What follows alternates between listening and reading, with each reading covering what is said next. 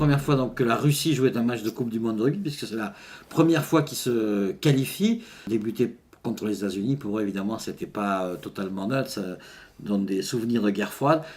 Le match, il pleuvait, il tombait des hallebardes, donc le match était très très difficile. On sent une certaine naïveté aussi bien d'un côté que de l'autre. Les spectateurs ont eu par contre beaucoup de mérite parce qu'il y a une particularité dans ces stades de province en Nouvelle-Zélande, c'est qu'il y a sur une longueur, il y a une tribune couverte et puis tout le reste est à ciel ouvert. Donc rester sous la pluie, il fallait que ce soit de vrais supporters. C'est un choix qui a beaucoup surpris parce que Jean-Marc Doussain a 20 ans, il n'a aucune sélection. Il a 20 matchs de top 14 seulement dans les jambes, ce qui est très peu, et la plupart au poste de demi-mêlée. Donc ça fait quand même beaucoup de, a priori, de handicap pour ce joueur, mais on nous dit qu'il est vraiment exceptionnel. Voilà, c'est un pari encore que fait le sélectionneur, sachant qu'il y avait des joueurs un petit peu plus expérimentés.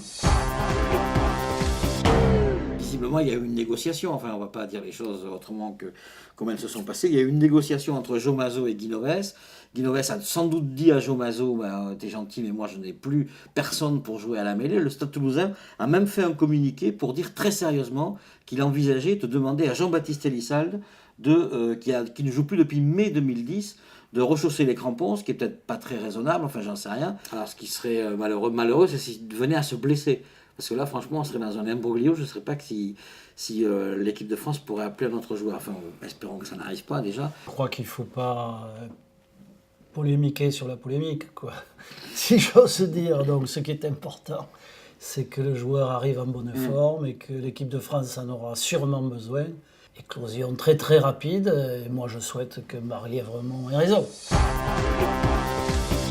Ça fait quand même 4 blessés en tout, et pas des moindres, parce qu'il y a quand même juste Daniel Info Carter. ou intox? Daniel Carter et Richie McCaw. Alors on se pose exactement cette question-là, de savoir si...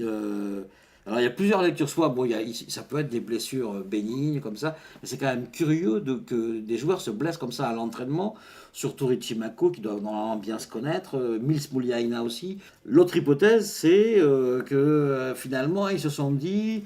on va peut-être économiser les forces pour les Français parce que dans une semaine, On le saura il y a la rapidement. France, ils ont très très peur de la France. Alors est-ce que c'est une peur sincère ou une peur feinte pour essayer un peu de flatter les Français et puis finalement pour nous mettre 50 points c'est très très curieux quand même. Je me demande si c'est pas le signe quand même d'un manque de sérénité que cette équipe finalement n'est pas si sûre d'elle et que peut-être ils en font un petit peu trop, ils sont imprudents. Les All Blacks et la presse néo-zélandaise dit le match contre la France dira la valeur des All Blacks. Je crois que le public néo-zélandais, les supporters néo-zélandais apprécient beaucoup le jeu de l'équipe de France. Je pense qu'ils n'ont toujours pas digéré cette dernière défaite au Millennium de Cardiff où il fallait voir au moins 30 000 néo-zélandais au stade qui étaient assis sur les trottoirs après le match. Le ciel leur était tombé sur la tête et ils le portent encore sur, je pense, ce match-là.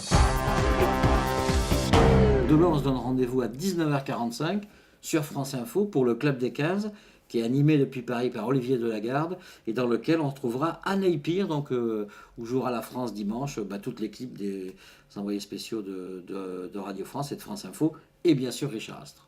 Et puis auparavant, à 10h du matin, heure de Paris, Nouvelle-Zélande-Japon, donc le deuxième match des All Blacks à suivre sur France Info également avec Patrick Grivas et Richard Astre. Des Japonais qui ont fait l'impasse. Alors les Japonais mettent leur équipe B, ce qui face aux All Blacks, effectivement, ça s'appelle faire l'impasse. L'instinct de supériorité. Mais c'est une impasse très dangereuse.